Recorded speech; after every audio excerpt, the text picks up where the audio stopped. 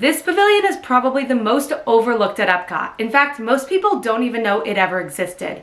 And that is the Wonders of Life Pavilion. This pavilion recently reached news after being abandoned for almost 2 decades because of a stolen animatronic, but there is so much more to the history, and today that's what I'll be diving into. Hi everyone, I am Mouselet2 and welcome to the Mouselet's YouTube channel. We have been creating content for over 7 years, but we are so excited to finally dive into the long form space, and I had to start with my favorite thing in the world, which is abandoned Disney. I love all things abandoned. I love river country. I love the abandoned Skyway Station. If Disney abandoned something, I probably know about it and I'm probably obsessed with it. But one of my favorites that I feel like a lot of people don't talk about because they don't really know about it is the Wonders of Life Pavilion. And that is what we will be talking about today. How it was created, its peak success, and its massive downfall, which led to, yes, an animatronic being stolen, maybe? Let's dive into it. Part 1, the makings of the Wonders of Life Pavilion. While Walt Disney originally planned for Epcot to be a futuristic and utopian city of the future, after he passed, Imagineers had to pivot. And so instead what they created was a permanent world fair. The 1964 World's Fair had a huge impact on Walt Disney Imagineering and Walt Disney himself. It pushed them to be more creative, to come up with new ideas for attractions, and it led them to understand how important a corporate sponsor was. All that to say, when Epcot opened, it had 2 versions of a permanent World's Fair. Number 1 was the World Showcase, and number 2 was Future World. Obviously, the World Showcase featured different countries around the world, but Future World was a little bit different. It displayed concepts of the future to guests. It was always supposed to be showcasing the brand new technology that most people would never get to see. Basically, it was intended to celebrate the power of brainpower in a fun and entertaining way. And in the first decade or so of the park, which opened in 1982, there were 9 different pavilions, each themed around a different topic. And let's quickly talk about what a pavilion was, because it wasn't just intended to be one singular ride, kind of like what Test Track was or what Cosmic Rewind is today. Instead, it was supposed to be a place that carried many different attractions, restaurants, stores. Epcot's senior vice president at the time, Jack Linquist, said, "One of the things that will mark Epcot as more adult-oriented than Disney World or Disneyland is that it will be more complicated and take longer to absorb." He mentioned that the land pavilion could take up to 4 hours to walk through. And so that was the concept of a pavilion. And while Disney has sort of gotten away from that, it's really important to the story of the Wonders of Life. The official opening day attractions at Epcot when it opened in 1982 were Spaceship Earth, which was themed around communication, Communicore, which was themed around innovation, or you might know it as its later name, Innoventions, the Energy Pavilion, aka Universe of Energy, the Transportation Pavilion, which was World of Motion, today that's Test Track, a pavilion all about ecosystems and nutrition, which is the land, and a pavilion all about creativity and imagination, obviously the Imagination Pavilion. Shortly after the park opened, a pavilion opened called Horizons, which was all about the future. Then in 1986, the Seas Pavilion opened. And finally, in 1989, the Wonders of Life Pavilion opened. Now, Disney always wanted a pavilion themed around the body. They also, fun fact, wanted a pavilion themed around making of movies. And that pavilion idea turned into an entire park, Hollywood Studios. But anyway, back to Wonders of Life. The difficulty is that Disney could not find a sponsor for this pavilion. So back then, all of these Future World pavilions I mentioned had a sponsor. Like Spaceship Earth was sponsored by Bell Technologies, or the Seas was sponsored by UTC, United Technologies. The Land was sponsored by Kraft, Imagination by Kodak, and so on and so on. But for some reason, they really had a hard time finding a sponsor until MetLife finally signed on to sponsor the Wonders of Life Pavilion, and it opened up in 1989. And that is what brings us to part 2, the corporate sponsor. Epcot depended on these corporate sponsors to build their attractions and sponsor the pavilions. They needed that funding. This was at a time that the Disney parks were a lot less profitable. They didn't have the huge amount of cash on hand that they have today. And so these corporate sponsors made it possible for them to really showcase that futuristic technology. And so when a company sponsored a pavilion, a few things happened. Typically their name would be on the outside right under the sign. There might be several attractions that were shaped around what that company wanted. They really got to drive what was made in that attraction. Like for example, the plans for the land pavilion were actually going to be really different. They were going to be at different ecosystems and climates until Kraft signed on, and they wanted it more focused on food and agriculture because obviously Kraft Foods, Kraft Mac and Cheese, Kraft is a food company. So MetLife helped shape what this pavilion became. The other thing that a corporate sponsor gets is a corporate lounge. Every single pavilion in Epcot has a corporate lounge. And I kind of call them the secret lounges now because a lot of these pavilions no longer have a sponsor, but the corporate lounges are still there. They are fascinating. They have such intricate theming. Very few people got to go up there, and we're going to be touching on this corporate lounge because it will end up being very, very important later on in this story. But before we can talk about that, we need to dive into part 3, the pavilion. The Wonders of Life Pavilion was located in a huge golden dome sandwiched between Universe of Energy and Test Track. Outside, at the base of the ramp that would take you up to the pavilion, was a huge structure resembling DNA. There was also a sign for Wonders of Life, and as I mentioned, it said MetLife below. Guests would walk up this ramp and then enter into the golden dome. Right when you walk in, you would see the huge dome. It was white on the inside. It had a beautiful mobile design by Raleigh Crump, which has a really cool history in and of itself. You would see all sorts of different attractions and signs. They were brightly colored, almost circus themed, very, very 80s vibes. And then you could walk down a ramp that would enter into this pavilion. And there was a lot to see. This pavilion had so many different things. Like I mentioned, this was a true Epcot pavilion. It could take you hours to get through everything if you chose to do that. In total, it had a quick service restaurant, a store, and 10 different attractions. The store was called Wells and Good Limited, and supposedly it sold exercise and health things, branded as equipment for healthy living. Unfortunately, very few people documented this store, so I don't know much about it, but if you did go to this store, please let me know in the comments a little bit more because I'm very curious myself. There was a quick service restaurant called Pure and Simple. It had sandwiches, salads, yogurts, but most iconically, low-fat and nutritious waffles. It was most famous for its hot toppings bar, which later became a cold toppings bar. They were shaped in the shape of a heart, and people loved them. This eating area was risen just a couple of feet off of the main area, sort of secluded to the side. Now, as I mentioned earlier, the pavilion also had the MetLife Lounge. This was the corporate lounge. It was really cool. It's the coolest of all the corporate lounges, I swear. So basically, you would head to the back corner of the pavilion and you would walk down a hall. Employees could swipe a card to get in, and here you would be greeted by a fun fair type themed room. Think circus, think carousel. This was a reception area where you would wait to board an elevator that had mirrors surrounding it. And that would take you to the second story. One of the coolest parts of this lounge was that it had a huge set of windows that overlooked the pavilion that you could see down and look at all of the action. But there were a lot of really cool things. It had a huge circus tent area with flexible seating below, as well as some comfy, fun couches. It had a circus tent themed bar, and my favorite thing was a conference room type area that had a carousel all around it, the most beautiful murals playing beautiful music. Even the bathroom was painted with a circus theme with red and yellow doors. There's not a lot of documentation of this lounge during its original state, but some people might know it from when it was a Chase cardholder lounge during Food and Wine, or from private events they attended. More on this in a minute. Because right now we really need to get into the attractions of this pavilion. The reason this pavilion was so famous or loved was because it contained the first e-ticket attraction at Epcot. But I'm actually going to start with talking about the 8 more simple attractions that this pavilion held. The first one was a show called The Making of Me, featuring Martin Short. And this show was actually a story of how babies were born and made. Yes, interesting for Epcot, but I guess it had to do with health and it was the 80s, they felt like it was right. However, something super funny about this is that it came with a disclaimer before guests would actually go into the show. I'll read that now. Dear guest, The Making of Me explores the sensitive subjects of human reproduction and birth. This film contains spectacular images of fetal development as well as live footage of the birth process. We ask that you use discretion when deciding whether you and your family should view The Making of Me. Thank you. Again, can you imagine if Epcot ever introduced that into the park now? I mean, people were up in arms about that one scene in Turning Red, let alone looking at live footage of a birth. Some of the other attractions that they had, anatomical players. These were improv skits with comedy actors with fun different names, like Flossed in Space or Cooking with Mr. Bob. Typically there would be 3 performers and they would bring up 1 audience member, and people really liked these because the show changed every time. This was during the peak live entertainment era when Disney had Streetmosphere everywhere.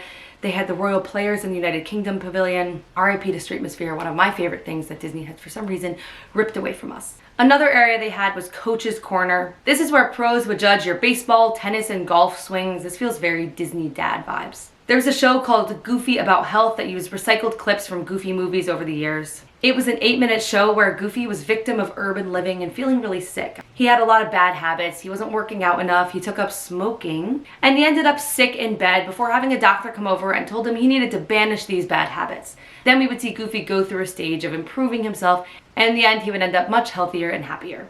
There was never much of a wait for this attraction, but it was good as a filler thing and involved Disney IP, which Epcot did not do a lot of during that time. The next area was called Sensory Funhouse. There are a lot of pictures of this online, and this is probably what you might remember from Wonders of Life. It had a ton of different interactive activities that taught you about health. One of the most iconic that was used in a lot of promos was a giant set of headphones, and then you would sit with another set of headphones and learn about hearing. Another one frequently seen in promos was the Wonder Cycles. These were bikes that if you powered them and pedaled them, they would turn on televisions. There were a couple of other attractions that were sponsored by MetLife, a little bit less interesting and a little bit less documented. The Met Lifestyle Review was a health survey that you could fill out, and the Frontiers of Medicine focused on research and also contained the entrance to the MetLife Lounge. But now let's get into the two headlining attractions. Something very, very important to talk about in a minute is that these were actually not located in the Golden Dome. The entrance was, but the dome was here, and these were so large that they needed show buildings backstage, which is super common. So their buildings were contained in backstage areas. Remember this for later. So one of the reasons this pavilion was so interesting to guests was because it contained the first ever e-ticket attraction at Epcot. During that time, Test Track didn't exist. It was a slow-moving dark ride called World of Motion that contained the history of transportation. There was no Soarin', there was no Guardians of the Galaxy Cosmic Rewind.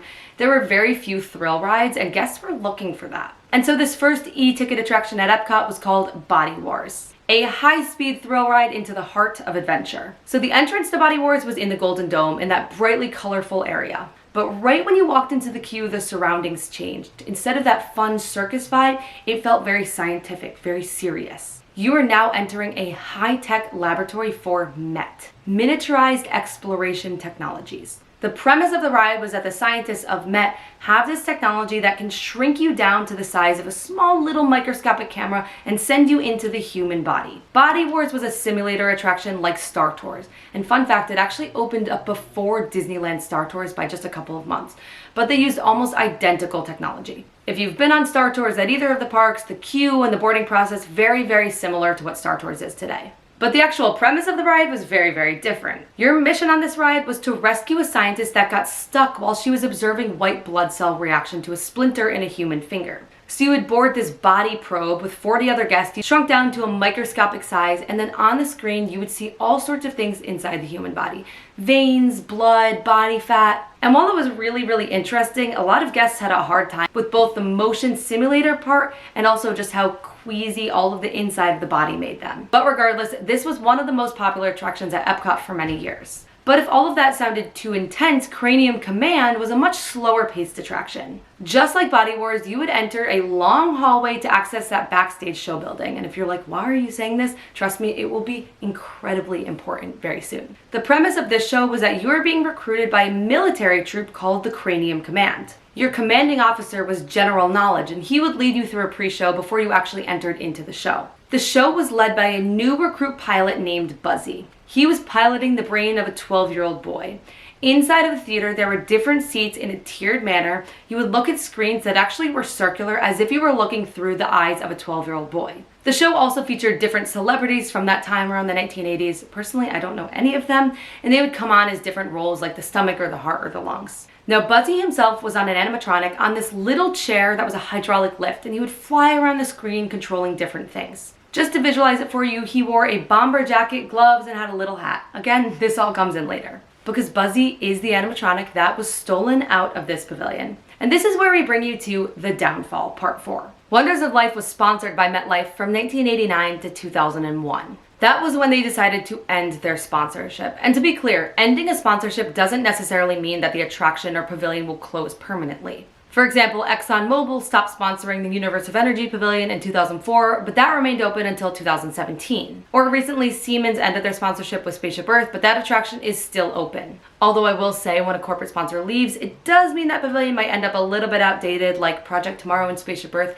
It was screaming for an update, and Disney just does not want to invest in it, clearly. So no, losing a corporate sponsor doesn't necessarily mean that pavilion is going to close. But what does mean is when it goes to a seasonal status. By the time that MetLife left in 2001, this pavilion desperately needed an update. Not only from the theme and the colors, but the technology that used to be futuristic was now incredibly dated. Even some of the attractions were getting very tired, like Cranium Command with those celebrities I mentioned. Those were all 80s celebrities that very few people knew of. And just to be clear, Disney did not want to spend the money to update this pavilion. They wanted a corporate sponsor to do that. So they looked for another sponsor and no one was interested. And so to save money, and because the pavilion was becoming less and less popular because it wasn't updated, Disney decided to put it in seasonal status. And seasonal status at Disney means death. It does. Stitch's Great Escape became a seasonal attraction, closed permanently. Primeval World became a seasonal attraction, closed permanently. Sounds Dangerous with Drew Carey at Hollywood Studios, seasonal, closed.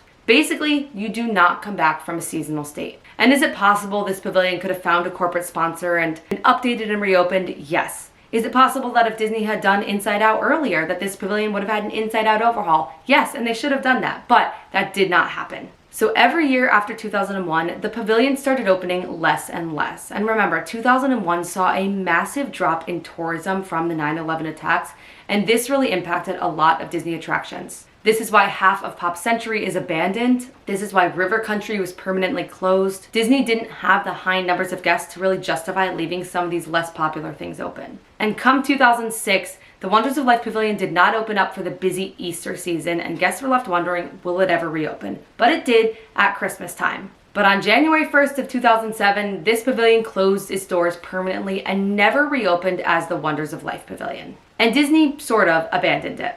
And this is where we get to part 5, the abandoned pavilion. We know what it's like when Disney abandons something, right? They typically just leave it to decay.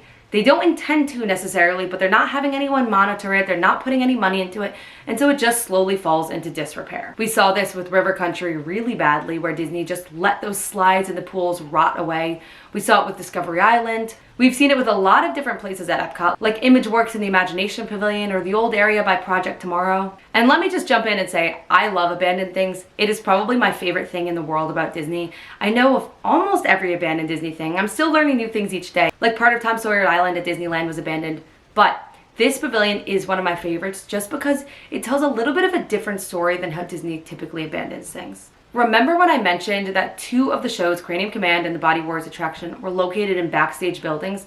That's where that becomes really, really important. Because while Disney did abandon this pavilion, they actually decided to utilize this space as a festival center from 2007 to 2018. It was situated in a really convenient location. They were looking for that space to have as that home ground for a festival center. So what they did was they put some quick overlays in 2007, and the pavilion did open up as a flower and garden festival center and food and wine in the fall. But it would never be used as Wonders of Life again. Initially, it was super clear what this pavilion used to be. There was still a Body Wars sign up. A lot of the sensory playhouse things were still there. But over the years, Disney stripped away more and more from the original pavilion to make it really feel like a festival center space. I personally think I've only been in that pavilion one singular time, and that was when I saw Meg from Design Star, if anyone remembers that show.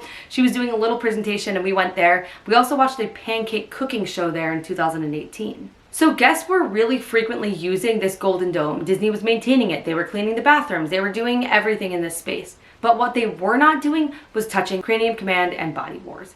These instead were just curtained off with black curtains. They used some of the entryway hallways to store some equipment, but the actual attraction space was left abandoned. But the thing is that Disney was not monitoring this, they were not watching it, and so this allowed so many urban explorers to sneak back there and document Body Wars in the state that it was left completely turned off and abandoned, or Cranium Command, watching Buzzy slowly deteriorate. They also snuck up to the abandoned MetLife corporate lounge, which was later reused for private events and by cast members. But the most interesting part about all of this is the fact that Buzzy, the animatronic, randomly went missing one day. His hydraulic wires were cut, no one knows what happened, and that is what we will cover next week in part 2. And I have to say, I am so excited for part 2 because Buzzy going missing is probably one of the most notable things that has happened to the Disney parks in many, many years. And the fact that the mystery still remains unsolved is just so gripping to me. Someone needs to make a film about this. Which actually brings me to the fact that I think someone actually is making a film about this, a documentary. But we're going to cover all of that next week. Thank you all for watching. Again, I am so excited to be diving more into the world of YouTube, to be sharing the deep dives about the things that I love the most. My favorite things in the world are Disney history and abandoned Disney, and I have so many topics that I could cover, but in the comments, let me know what you want to see next. I'm thinking Pop Century or maybe the Imagination Pavilion after the Buzzy part, but you let me know. Be sure to like and subscribe to this video, and I will see you all next week for part 2 about missing Buzzy.